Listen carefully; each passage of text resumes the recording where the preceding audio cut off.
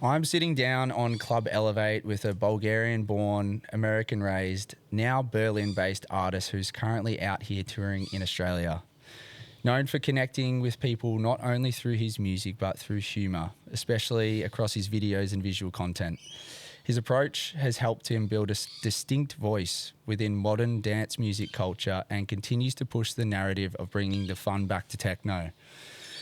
Along the way, that momentum has seen him co-found the label Hot Meal Records and take his sound all over the world. Coming off a number of shows, including a massive set at the Dance Dome at BTV with Mish Luft, who's also in residence, I'm joined by the one and only Bad Boombox. Hey, thanks for having me. Pleasure. It's very nice to sit down with you. This is the first time actually recording the podcast outside. So there's a few bird ad-libs that you'll probably hear throughout the session, but it's all part of it. If they want the mic, I think we can let them on. Yeah, arrange that. Yeah, and then sample it. Then you'll probably do your thing, and then I can see it. Yeah, we can work with something on that. It's meme worthy. If there's a will, there's a meme. Yeah, welcome to Australia. Is this your first time in Australia? Nah, third time. Third time, yeah. Okay, cool. I've been coming once a year, so yeah, 2023 was the first time. But this is the kind of the latest in the year I've come. Yeah. Every time it's been around like November, so it's like just starting to get into the summer mood, summer season. Like first time it was like there was some days that were cold, and now it's like all right, proper New Year's. It was like the first week we were here. It was New Year's weekend. It was just 4 shows in a row, and it was proper summer. So what? Friday, Saturday, Sunday? Yeah. What day was New Year's Eve on?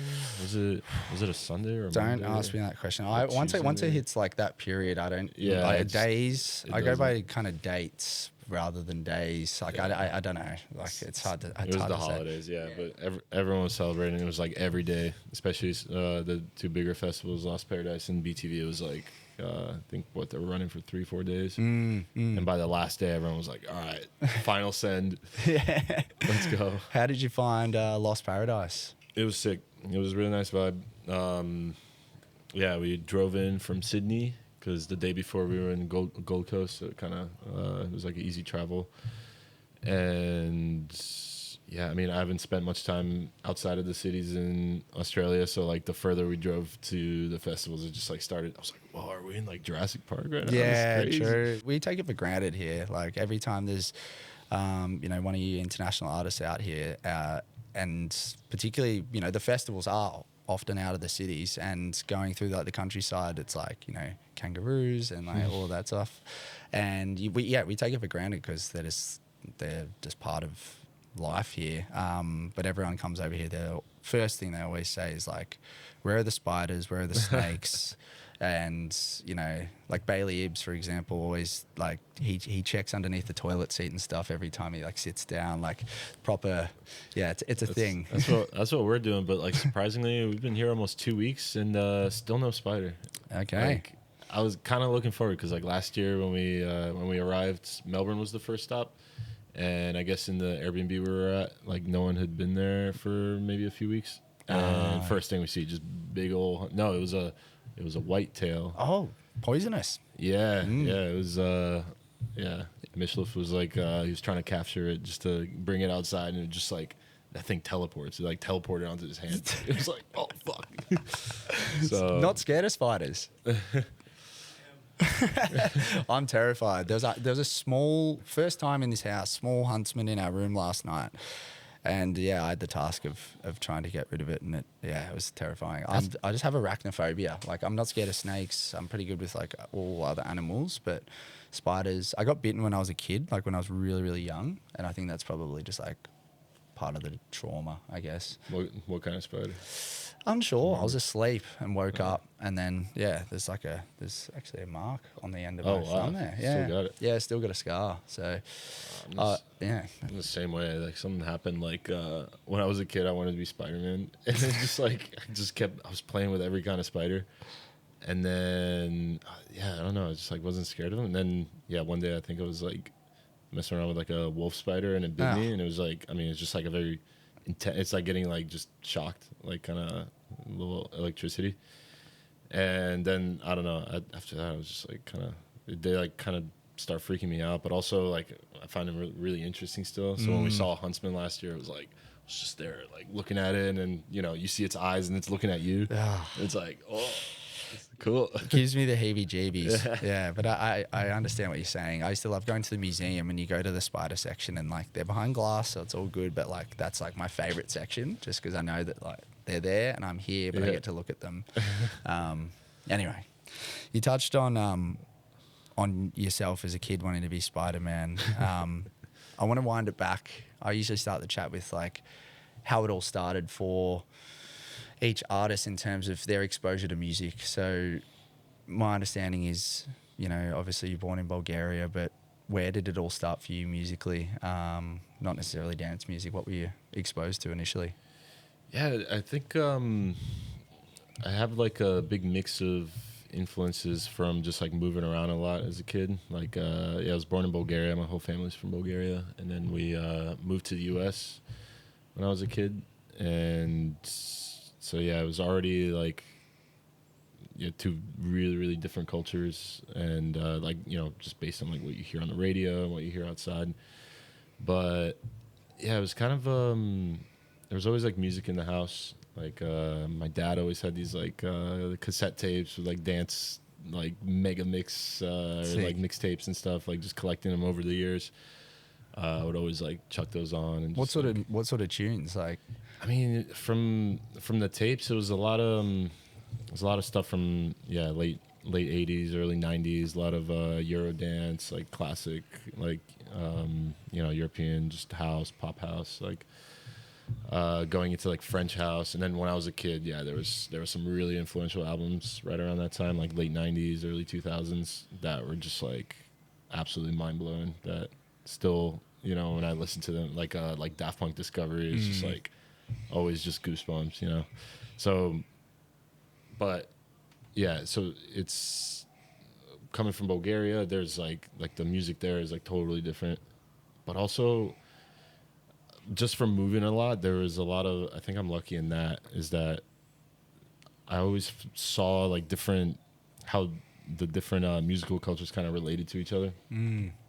Like on another side, my dad's brother, my uncle, he does like sport, Latin American dance, like Latin dance sport, like samba, rumba, salsa, and it's like, so that music was also in the house, and there's like, you can just like kind of feel it. But then you just I drew like a similarity between, okay, there's like Balkan music in Bulgaria, and then there's like Latin American music, and then there's like European, like house music. And then I said Daft Punk, like French house, how it relates to growing up in the U.S. I was around, it was all like hip hop and rap.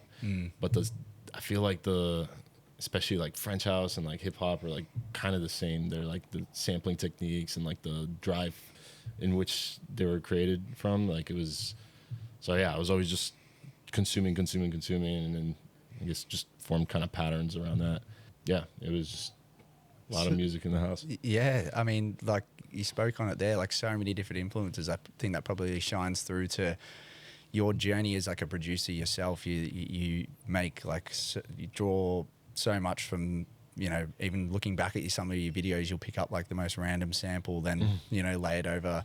Like sometimes like it's a bit of you do it as like a funny like piss take and it's hilarious, but then other times you'll kind of like make it and it's really punchy and it's like a bit of a banger. And that's kind of like where, I guess from me first noticing you as Bad Boombox, like that's kind of where like Bad Boombox for me kind of like grew. It was like, obviously through that time, a lot of, it was probably like what, 2020-ish, 2021? That's when it started taking off. And I think like that time was really hard for everyone because it was like COVID time, and it's just like in a way fortuitous that you were kind of doing your thing at that time because it allowed people to connect with music and connect with people across the internet. And it shows the power of social media, I guess, because, people weren't able to go to clubs and see their favorite artists, and, life was just so different. So I think yeah, going back to, you know, you drawing so many influences, like the videos and the tunes and the sort of output that you were making really speaks to that. You see elements of all those genres kind of in all of your stuff. What about when you were starting to DJ and like starting to, you know, be like, okay, well, this is a thing that I kind of want to do. Like when did all that start to happen? I was in uni. Like we threw a lot of house parties with my friends, and This is in the States? yeah, this was in the States. This was a long time ago. Just from like the house parties, like obviously like you need a DJ, and I was like, oh, I had like a small like tractor controller. It's like give it a shot and take over from whoever was DJing before, and it was just like, I don't know, something about it. Like once I felt the power of kind of dictating the party and like the mood of it. Obviously, I was pretty shit at it for a long time, but yeah, even just like the process of it, just like collecting music all week, like just to all the lead up to the party. I found it so good. I missed literally like all of uni, basically, like all the parties we threw, because I was just like on the decks like all night, every single time. And then that progressed into, eventually promoters were like, well, if you're, doing all these parties, you can bring some of these people to our bar, to our pub. Okay. So it started to the pubs and then the bars and the nightclubs around Washington, D.C. And yeah, it was a couple of years of that. And what was your first like experience of playing like your first proper club gig? Do you remember that? Yeah, it was, nerve wracking, but I get the same nerves today as I do back then, like 12, 13 years ago. It's like, it's the same exact feeling, and that feeling never goes away. It feels good. Yeah. It feels good and bad. Yeah, like, so it's like, is it like a nervous, excited vibe, or like you actually are nervous about how things are going to go down? If the pressure's like really, really on, like let's say it's like a huge festival and it's like recorded and there's like a lot on it, and like, or if it's like your event and you've invested all this into the event, into recording it and all that, like all that pressure, eventually like really, really builds up, and it's like, oh, okay, I got to make sure not to mess up. Like it's pretty nuts, but most of the time it's like, it's nervous in a good way. Like you want to do well and you want to like showcase what you've been making, what you've been collecting for weeks and months, and that's the moment, right? Like right up until walking up on the stage, like the 10 minutes before, it's just like, just in the backstage, like, oh shit, like gotta do some push-ups or something, or as is tradition, just take a huge dump.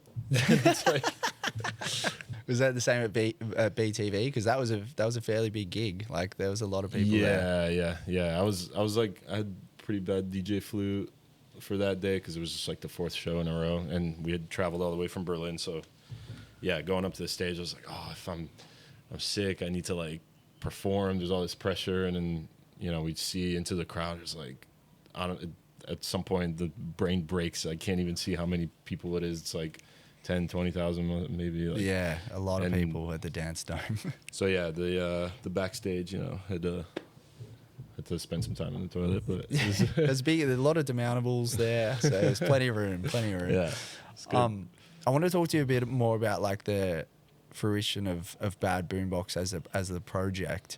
Obviously, as we kind of briefly touched on, the videos and everything, like video editing and creating the concepts and doing that, like it's a talent in itself. Like the way that you've been able to do that and continue to do that really shines through. It's not just like your music. There's a lot more to you than just your music. How was that whole journey of starting the Bad Boombox project? When you first started it, were you like, all right, this is kind of how I want it to look like, and started doing it? Or did it kind of just happen organically and ran with it, sort of like a snowball effect sort of thing?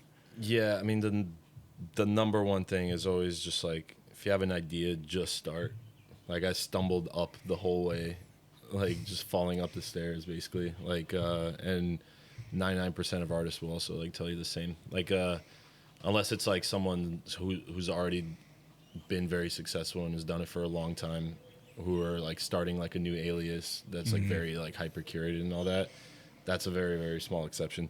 Most of the time, like if you spend time overthinking like what the like exactly how you're gonna curate it, and it has to be like at the highest level of quality possible, like you're just never gonna start it. In my experience. So for me, it was Bad Boombox is like my 5th artist project. Like I've been doing this a while, all different genres, different looks, different just experiments. Obviously, it's the first one that's doing pretty well.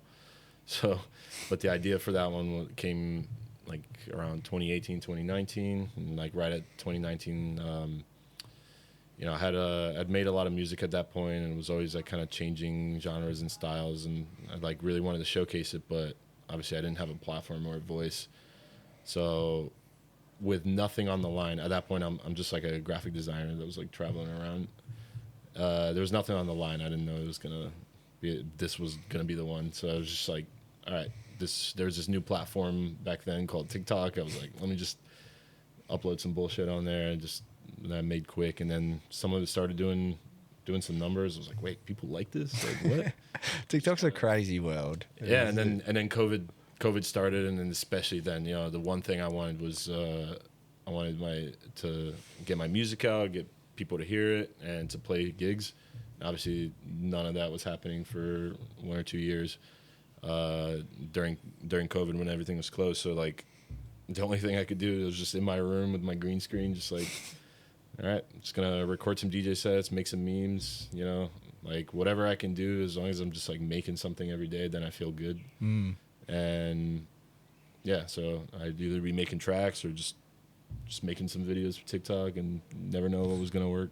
Yeah, I mean it's amazing how, because like I was just intrigued, obviously doing a bit of research on you as well, just like going onto your Instagram and just like scrolling right to the bottom and just kind of like seeing how it like progressed. Yeah. And it's just cool. Like it's worth doing. Thanks, I appreciate it. But it wasn't always like it was. Yeah, there was a lot of ups and downs. There's a lot of just going through like so many like existential crises and like imposter syndromes, because obviously like you look up to your favorite artists and you're like, oh, that's not how they're doing it. But then at the same time it's like, oh, this is what I like doing, and then it's like, what's the most authentic like voice and version of that I can communicate to people, versus like what's gonna quote unquote work on socials, which as I found out, like don't have to worry about that at all. So yeah, it's just such a crazy journey over the years. I think that's the thing that really shines through about your social media presence is your authenticity. Like,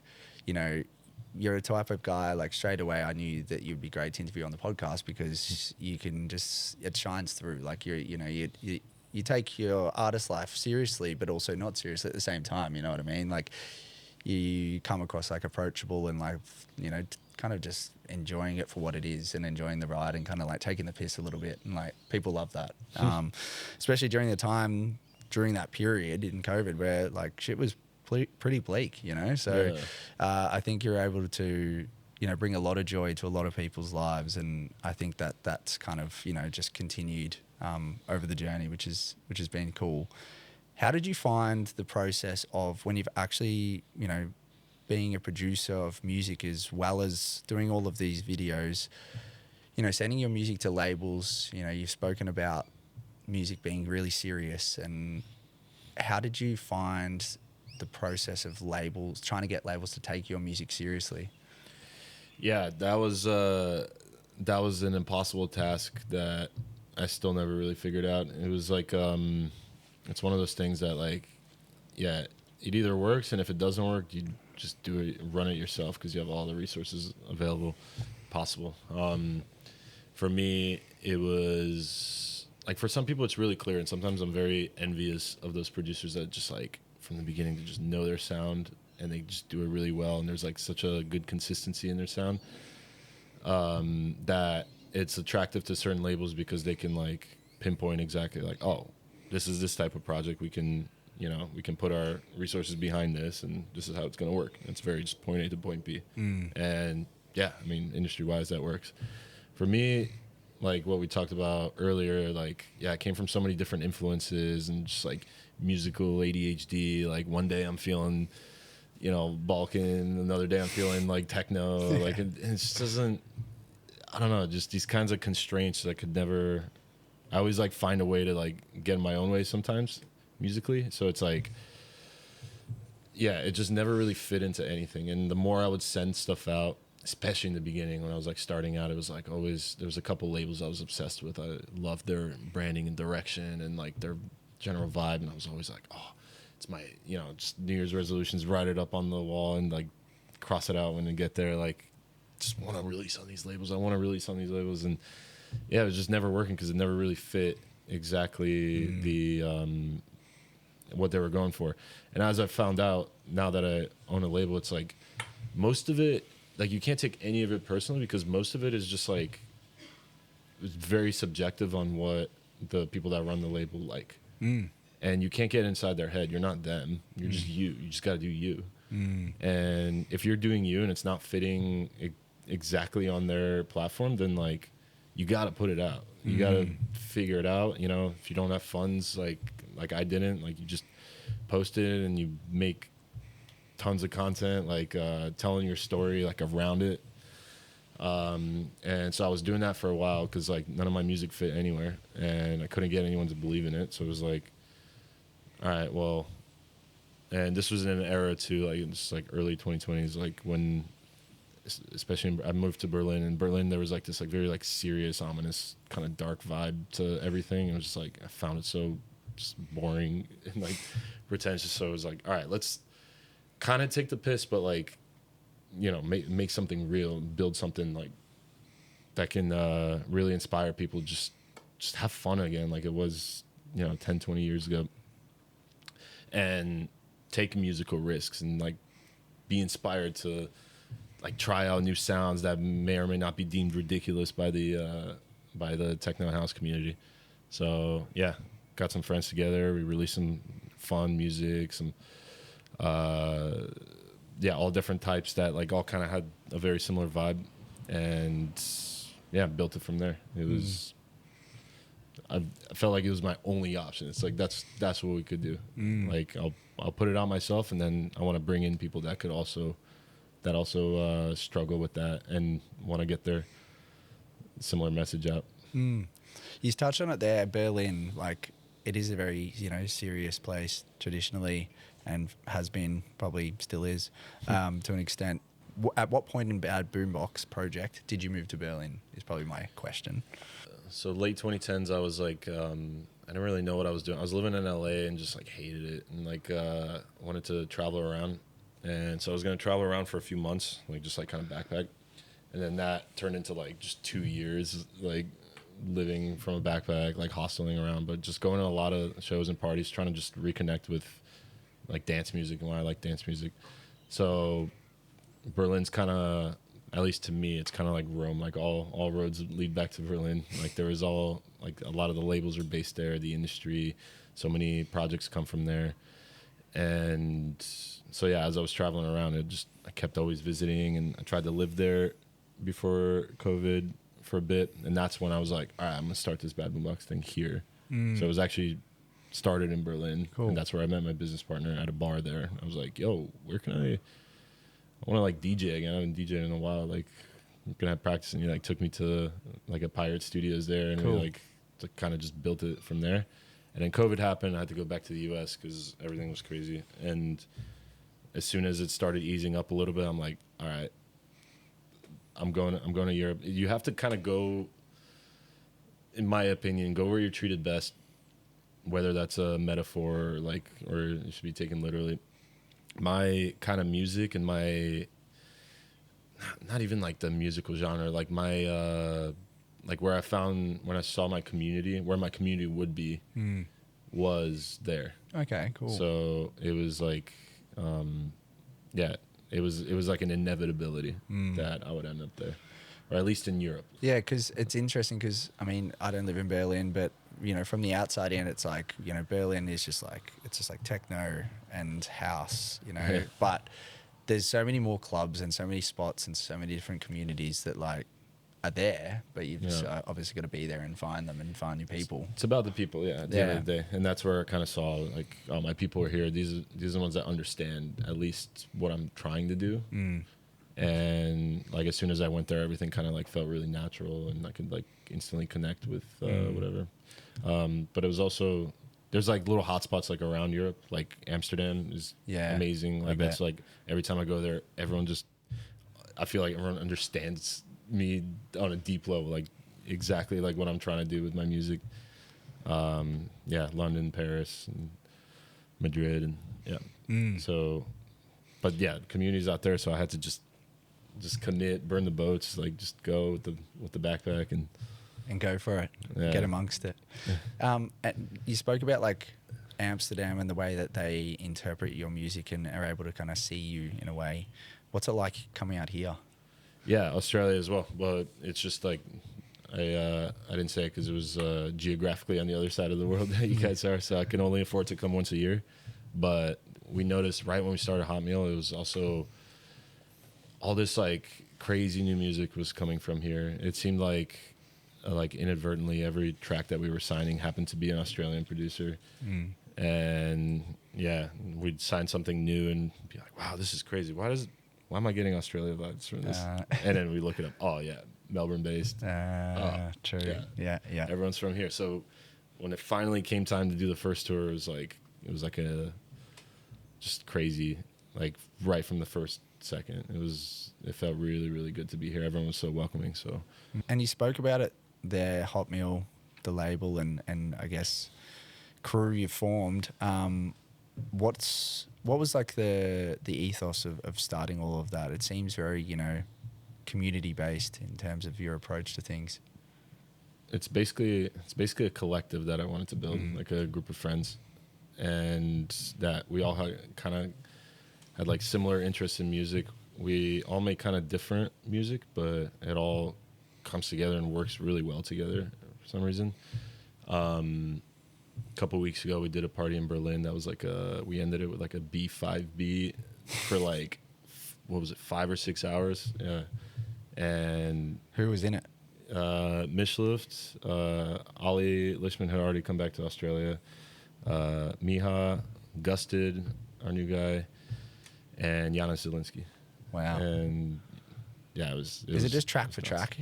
Yeah, one track each, just doing rotations, and no one even missed one. The 5 of us just stayed in the booth the entire time. Everyone that was dancing, it was the end of a 2-day event. Everyone on the dance floor stayed for that. It was just like really good vibes.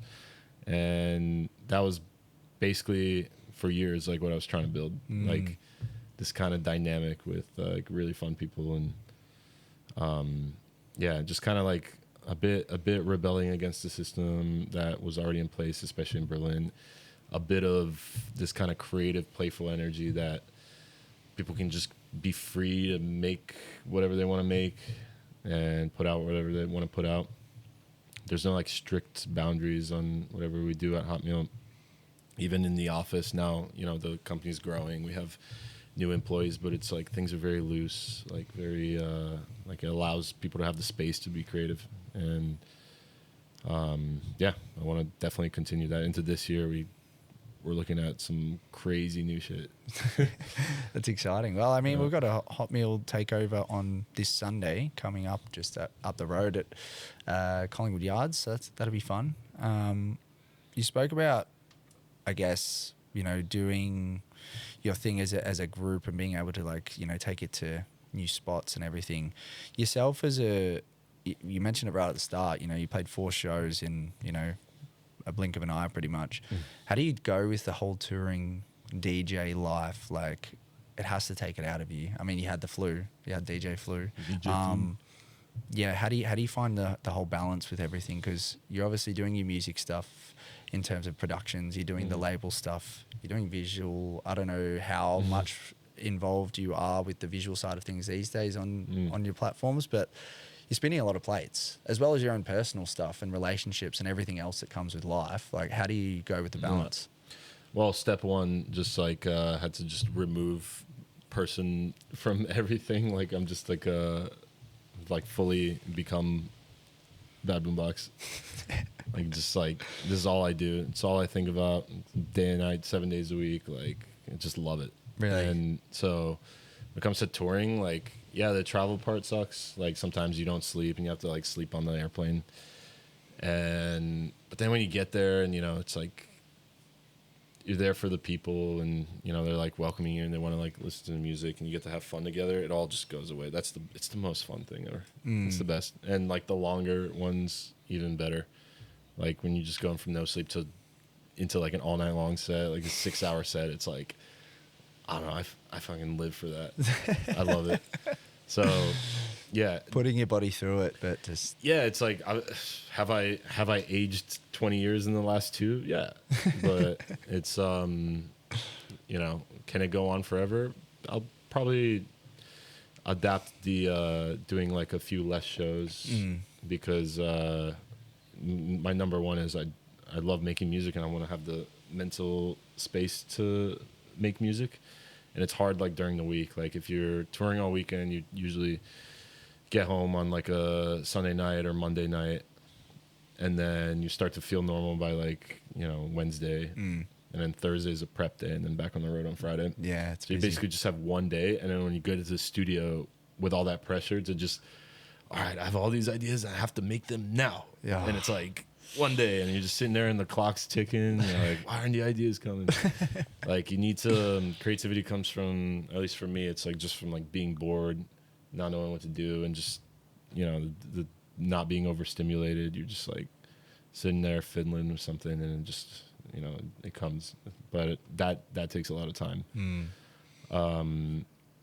But yeah, to answer your question, in the touring aspect, it's like there's tricks and ways to stay sane on the road. I mean, the first obvious one is limit the partying. Just like keep it strategic. Like you don't have to be like Mr. Holy, but like you can be smart about it. Only party when it's like for inspiration, right? Or like when you need to like let go a little bit. Like when it's been something you've gone through, just like the most hellish week. You just need to reconnect with your artist friends and like enjoy a festival, for example.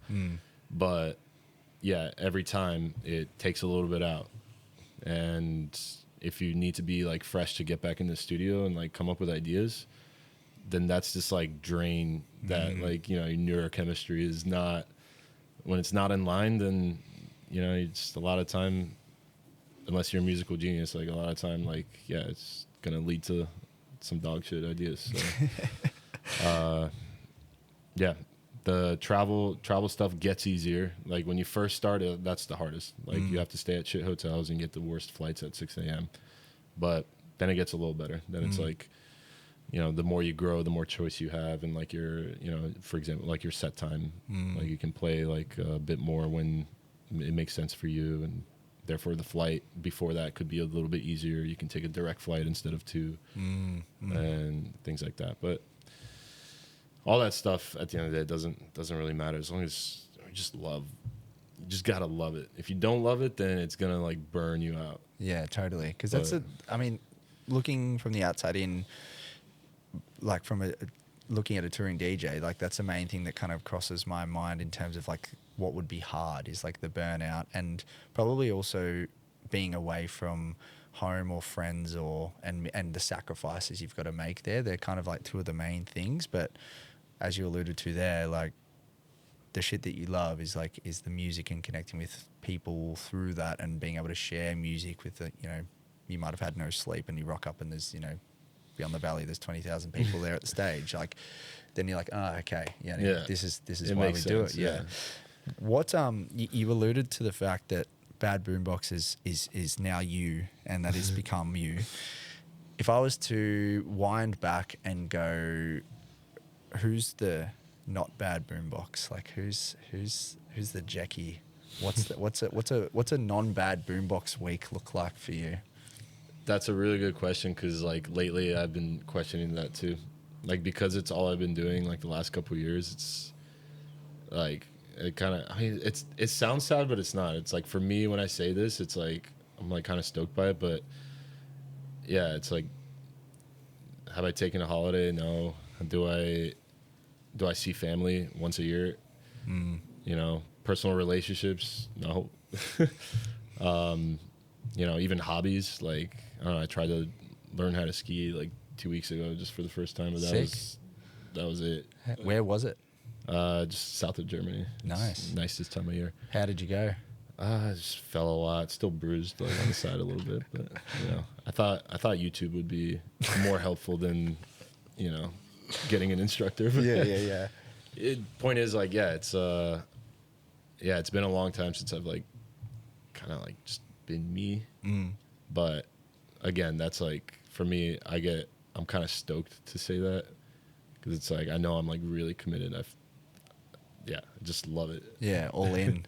But it does burn. It does, like, there are a lot of weak moments. Like, Yeah. you know, it's like sometimes during the week, like when it's like it's been a long tour week, and you're just like sitting there in the living room, like just questioning, like don't quite have the energy to, you know, make your post or like do the music, but also just sitting there, just like questioning things, like, you know, what is this? Like, where am I going? But You strike me as someone that's able to just, you're all in and you're able to just like go and just commit. Do you have, if you're hanging out with like friends or whatever, do you have like a creative guilt in a way? Like if you're sitting out for a friend's birthday or whatever, you in the back of your head being like, shit, I could be in the studio producing or doing whatever. I mean, this part of just kind of being a little bit older now, like I don't hang out with as many people, and especially on really busy tour schedule, just kind of like from Monday to Thursday, nobody sees me. Like I would like either go to the office or go to the gym and just like maybe, but otherwise I'm just like in the house and just like trying to get that like creative like juice going, because I know that it's a fickle mistress. It just comes at random times, like the inspiration. You could be either doing the dishes and you have to stop and go like write the idea down, or you'll be at like your best friend's birthday dinner and you're like, oh no, why did you have to have your birthday now? Could have been any other time. But so I just try to nurture that, because it's like creativity is kind of like a muscle that you just have to work on every day, and if you don't, then it gets like weaker, and then there's just this guilt of like, you just see it atrophying. So how do you remain creative though? I know you spoke about being bored and that's when the ideas come up, but like you spoke about like atrophy, tough word to say, like your muscles declining. Like how do you remain creative in a way? Because some people will go, it just comes to you and that's it. Like, but how do you get to that? It's for me, so there's kind of like two schools of thought. Like some people will tell you, like if you listen to like Rick Rubin, for example, they'll tell you that don't ever think about the people. You do things for you because the people follow you for being you, which is very, like, that makes sense, and I agree with it for one part. For another part, something that works for me is like, especially in dance music, is such a social thing compared to other forms of music. Like Rick Rubin's talking about all sorts of music. For me, like dance music and like dance culture, like videos and content around dance music, it's such a social thing that needs other people, that for me, when I have no ideas, I just kind of get stoked on the energy of the idea of sharing something. Like I love, like when I press post, like it's such an adrenaline boost. I'm like, oh, this could bomb, or this could go really well, or people are gonna love it, people are gonna hate it. Is it risky? Is it not? It's just like, just love like just uploading something new. And so from that, like sometimes a lot of ideas come. Like, but I'm not like thinking about the followers directly, but I'm like, kind of obsessed with the idea of putting something out, like sharing something that may or may not, supposed to be shared. So having a platform like social media, you see, so like people can just like do whatever they want on there to an extent, and like say whatever they want, and it can be a pretty brutal place at times. Like, do you cop much hate and people messaging you or commenting on your shit, like dissing you or whatever? Like, how do you kind of deal with that? You strike me as someone that wouldn't really give a shit, but like it would happen. No, it affects me deep down, just like anyone else. And anyone else that tells you otherwise is full of shit. But unless they're like actually crazy, but that's rare. I was in the beginning, I was getting a lot of hate just because like just the nature of the videos I was making was there was like a virality element to it, which obviously brings out the haters because like, yeah, for something to go viral, you need like kind of the opposite to resist against it. And, you know, it'd be like a lot of guys that are jealous of like why that would go viral and not their piece of art. Especially like for me, like the dumbest stuff would go viral. It was never the stuff like I would spend like a month just like creating or just like trying to put my heart and soul into it. It would always be like, I don't know, like a meme about cuck chairs or, you know, yeah, just like some beat I shit out.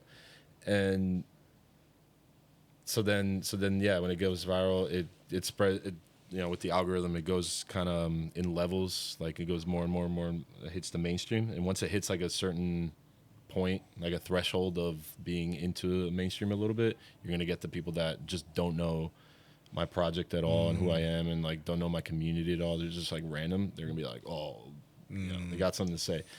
But so, yeah, so I used to get a lot more. The past few years, the project's been, you know, 99% like music and touring based. It's been a lot less because like there's not much to hate on. Like, you know, someone's just like dancing, they're having fun. Like you can't really hate that. But I kind of miss those days. I kind of miss like controversy a little bit. Like I might try to bring it back a little bit this year, say some crazy shit. Because like, yeah, you kind of like, you know, anyone watching, like if you guys have haters, like you're doing a good thing. unless you like really, really suck and you shouldn't be saying what you're saying. Like, yeah, a certain level of hate like gets you. It's like a fire into the ass. It gets you going. So I recommend it. Don't be just like the person that everyone likes. Like you want some people to love you and you want some people to hate you. If everyone just kind of likes you, then you're just fine. Whatever. Yeah, but and that's the thing. Like your content kind of speaks to that, and it's a bit edgy and it treads on the line. You know, like particularly some of your older stuff. There's a couple pieces that I really loved. First one was it was actually you dancing in the street with a boombox and you'd done like a drawing over the top of it and it looked really cool. But then the follow-up from that was you actually explaining how you made it and how you drew it all and everything and actually explain to your followers how you went about doing it, which I loved. I was like, that's cool. You know, it's a while back. I went deep. But then the other one, which I found myself laughing at it and still am. It was top 5 screams I've heard at my shows.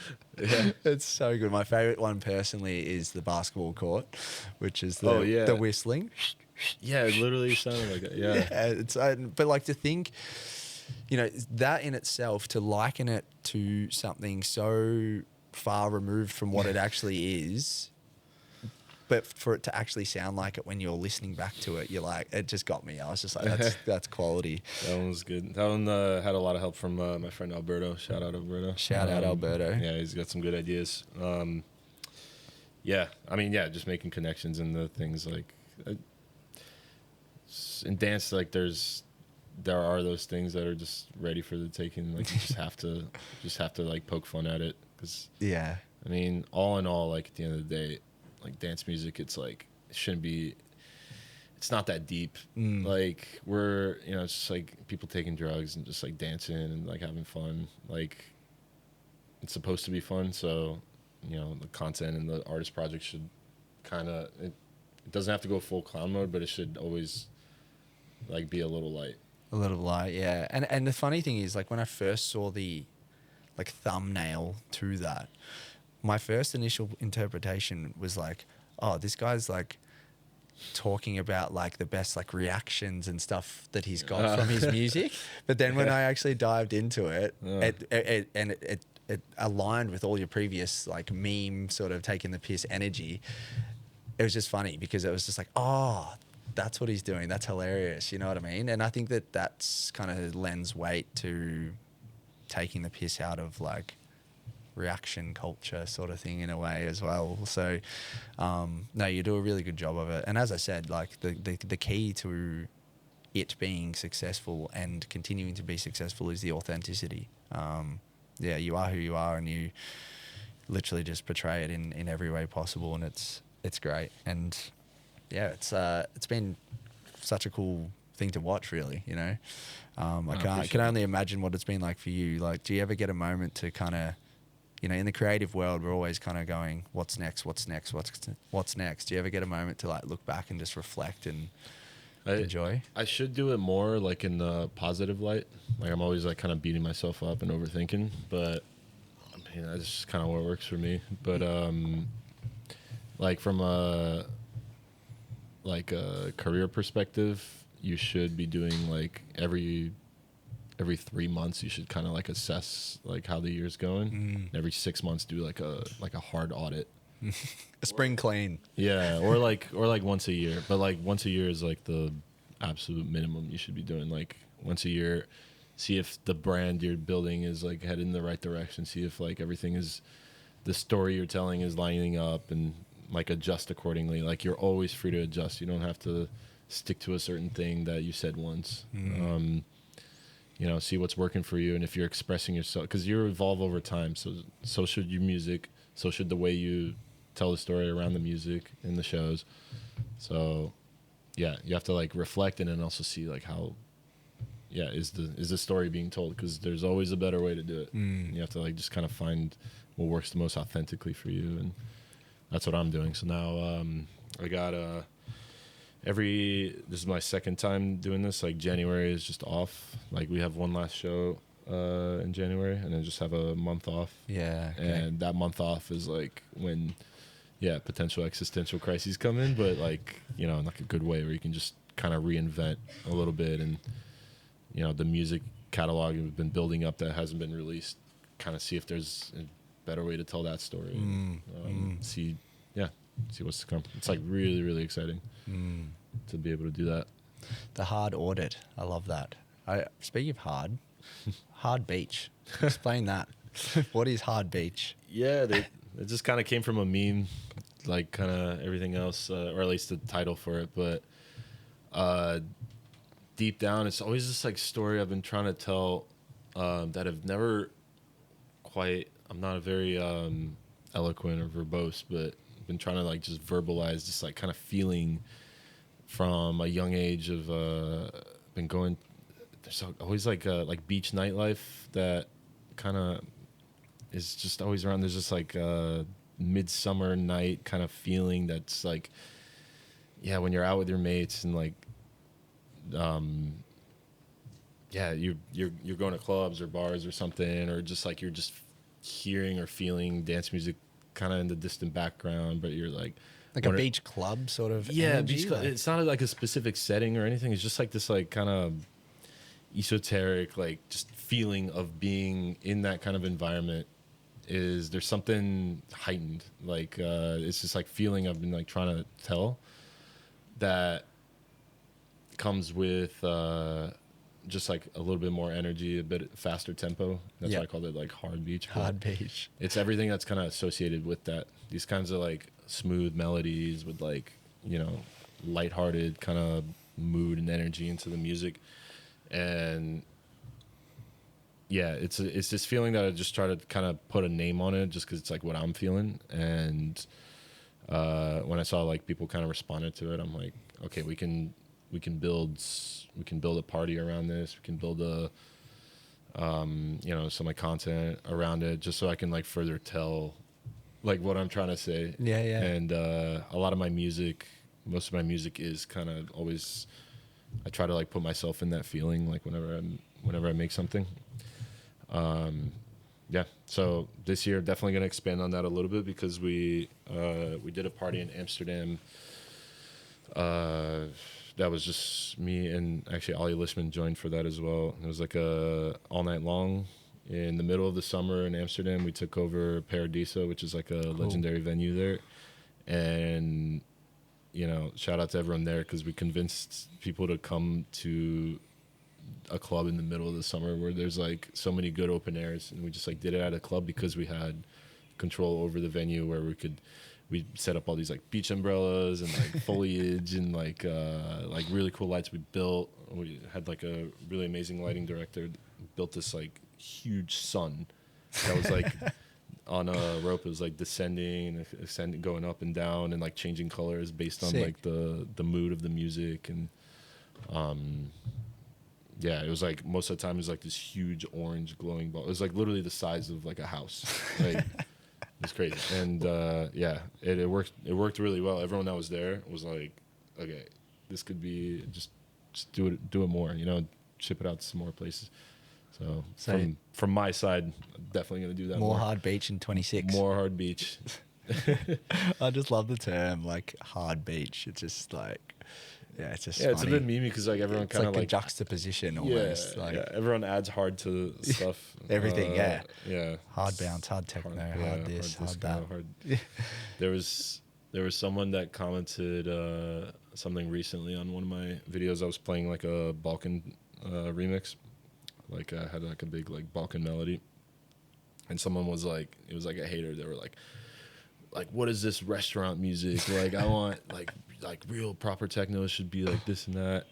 And I just like comment like, oh, hard restaurant. Hard restaurant, yeah, like, that's great. Hard diner or something, yeah. So, there's some legs, yeah. Hard elevator, like yeah. Just put that in the back of your mind. So obviously your journey's been, you know, successful in its own right, but has your idea of success changed over time? Oh, that's a good question because yeah, there's always something to compare to. And I mean, we're only human. That's what we do.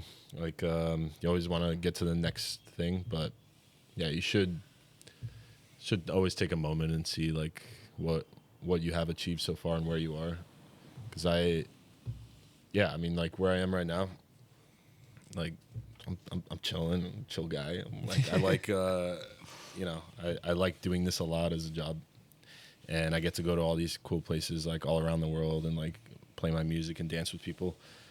But yeah, even me a couple years ago, if I were to tell that to myself then, it's like, dude, this is where you're gonna be doing in a couple years. Like, no way, that's insane. But yeah, so perspective wise to that person a few years ago, me, that would be a definition of success. That's like really crazy. To me now, I'm like, there's so much more to learn. There's so much more to like see and achieve and like build.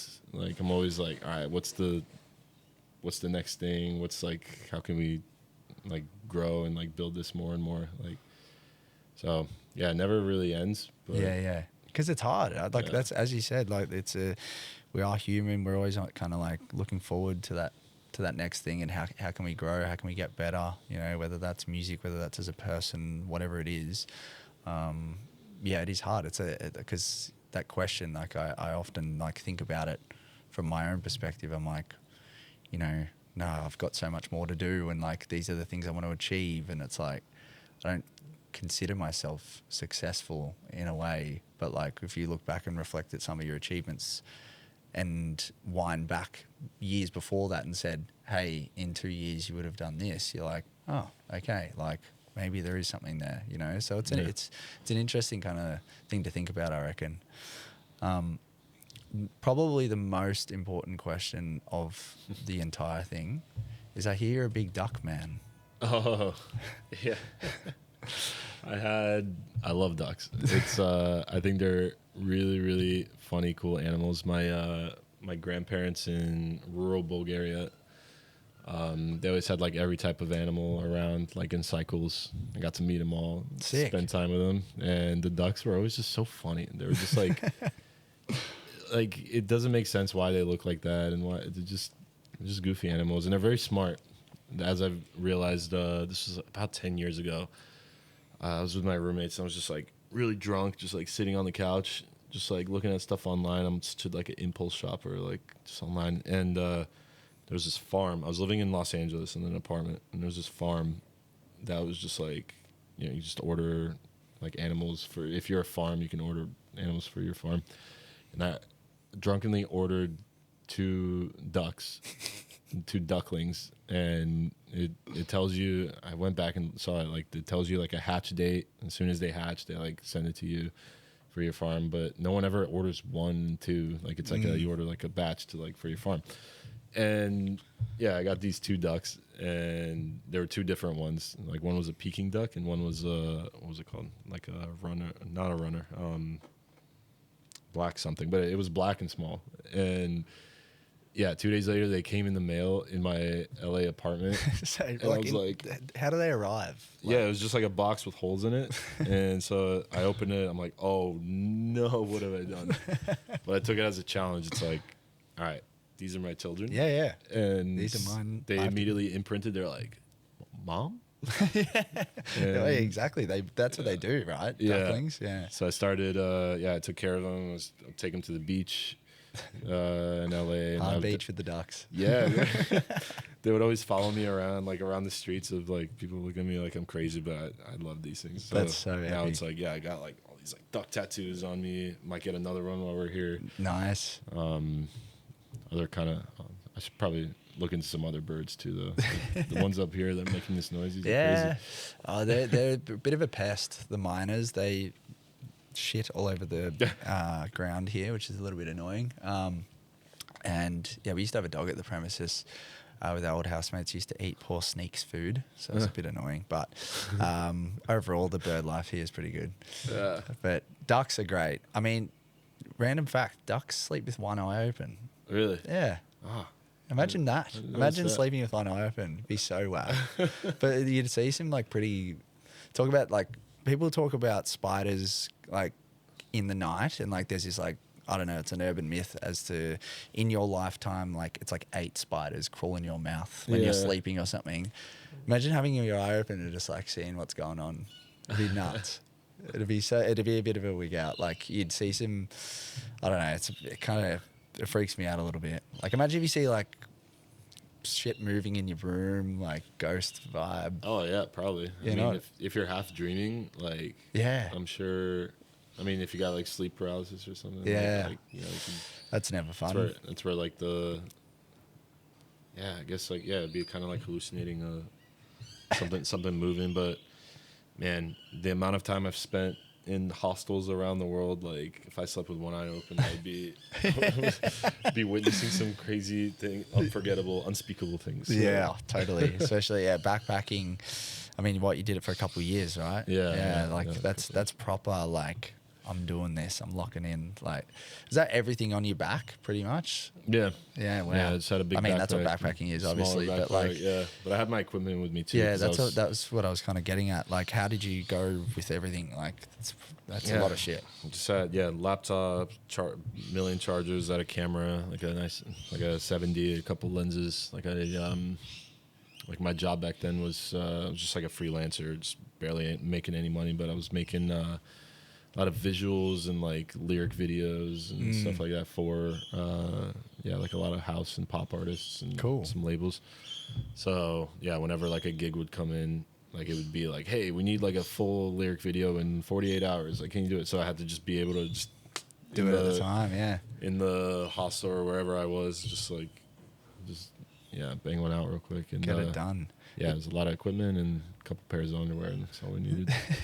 Is that something you'd probably look to potentially pursuing like in later years? Something in like visual and audio or film or something?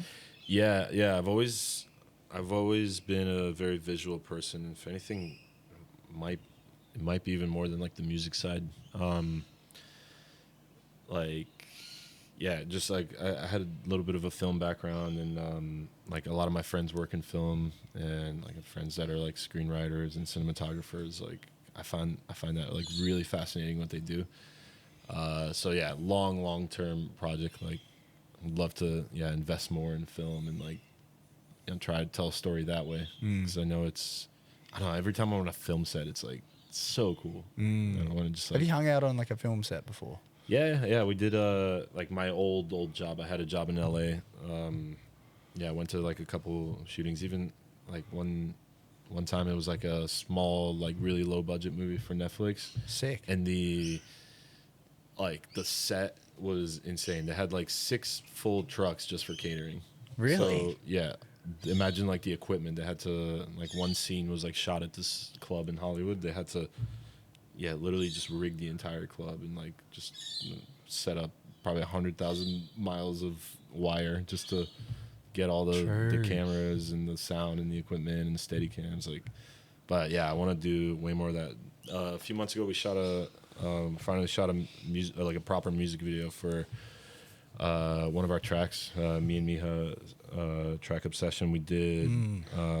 We teamed up with a collective in Berlin, and it was this cool concept that was about like sensory, playing with like the senses, I guess. And like we shot it all on film, and yeah, just like seeing the process of that, like totally different. I'd never like shot anything on 16 millimeter film, and it was just, everything's just so precise. It's like action, cut, Yeah, like trying to save as much of the reel as possible, and then developing it and getting like the final look. It was like, I want to do so much more of that. It's so cool. Yeah, it's a nice space to be in. I mean, I don't know too much about film, but I have got friends that are producers and want to get into the space of doing film soundtracks and all that sort of stuff. And it's a pretty, as you alluded to there, like there's a lot of shit that goes into making a film. Like that's a low budget movie and they've got 6 trucks for catering. Like that's imagine the big ones. Like it's insane. It's insane. Everything on location. But I think all this stuff is connected, like visuals, audio, like all the arts in a way have like they're built on kind of the same set of rules and like mathematical principles in a way. Like I draw so many comparisons to like when I was doing like graphic design and lyric videos to now to music like full time. It's music theory and color theory are just very similar, like wheel that all like work together in ways like without getting like too woo about it. It connects like so much, and if you're you can pull a lot of creativity from just like from an adjacent art discipline in a way. You can, if you're feeling stuck in some way, you can just shift one thing over and pull something from there. So that's the way to do it. So we've come to the last segment. It's called Ricky's Quickies. So it's just quick fire questions. Don't think too much about them. Produce or DJ for the rest of your life? Produce. If you weren't a DJ, what would you be doing? Film. One artist you'd love to have dinner with? Thomas Bangalter from Daft Punk. Nice. Weirdest YouTube rabbit hole?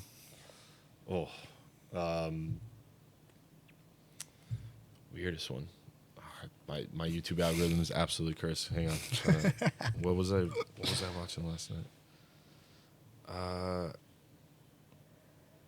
It was something. It was like last time I was watching it was like a mix of. It was really down the pipeline of where the bodybuilding community meets like the conspiracy theory community. And they like, there's a niche right in the middle. Yeah, there. but like that is a demographic. Yeah. No, because I actually kind of like know a few. Funnily enough. There's a few down in my hometown in Geelong that are like on that spec. That's funny how you've got there as well. Rather be able to go into the past or the future? Definitely the past. What would your last meal on earth be?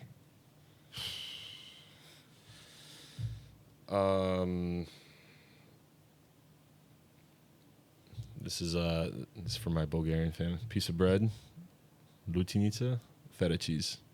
That's all I need. Nice. What was that second thing that you said? It's like lutenica. It's like ivar, Lutenica. but it's also made with tomato. It's like a roasted red pepper tomato spread. Oh, nice. Yeah. So good. Goes on everything. Yeah, that sounds epic. If you were to write a book, what would it be about? Oh, man. I mean, I can yap on forever about like anything in the nonfiction space, but I would love to just like figure out how to write a novel.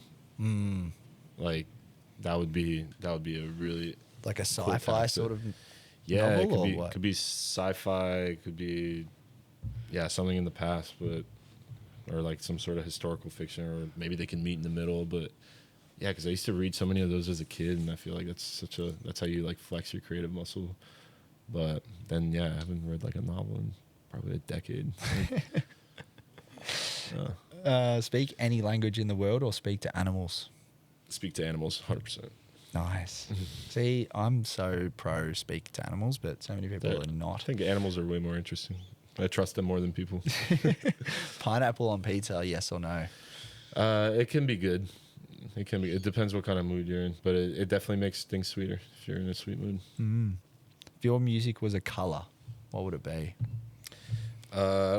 Just like, I mean, that's kind of like asking what my favorite note on the keyboard is. Like, I think it always goes in pairs. So, favorite color scheme would be good old teal and orange.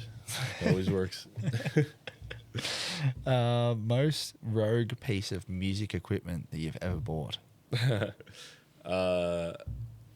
Yeah, okay, so in the last year, like I just keep buying stuff and it ends up in the closet. In the last year, there's two things that I never used, and they just like arrived to the house. I'm like, what am I gonna do with this? One was not a real saxophone, a practice saxophone. It's like this tiny little like travel thing, like it just like you blow into it like a real saxophone and it just comes out sounding like it's a children's toy, but it's like expensive. Like a kazoo sort of? Yeah, it's supposed to have the same feel and fingerings of like a real saxophone, so you can just like, I don't know, practice on the train for some reason. Right. Like if you're on your way to your saxophone symposium. Yes, yeah. But last minute cramming. Yeah, never used it. And the other one was I got a talk box, like a legit like 1980s talk box that like makes like the crazy like Peter Frampton, like it's like that tube you put in your mouth. Yeah, like with the microphone. But I tried out once. I put the tube in my mouth and I was like, this is gross, and just like the sound wasn't coming out how I wanted to, and it's like, all right, I got some synths for that. I'll figure it out one day, but right now it's collecting dust. It's in the closet. Yeah. Last question, which is, it's your last ever set. What do you close with? Oh my God, that's such a good question. You can think about it for a sec if you like. Daft Punk, One More Time. Nice. Yeah. And then you reload it. Yeah. Because it's telling you one more Exactly. time. That was good. That's a good answer. Really good answer. And probably the quickest that we've had ever on the show. So hats off to you. Thank you. No, it's been a pleasure sitting down with you, my friend. It's, as I said, like it's been really cool to watch your rise and the way that you're able to dictate yourself and connect so many people around the world. Thank you for sitting down on the show with me. Yeah, appreciate it. Thanks for having me. You guys are doing really cool stuff out here. And yeah, we're only in Melbourne a few more days, but we'll be back next year. For sure. Really looking forward.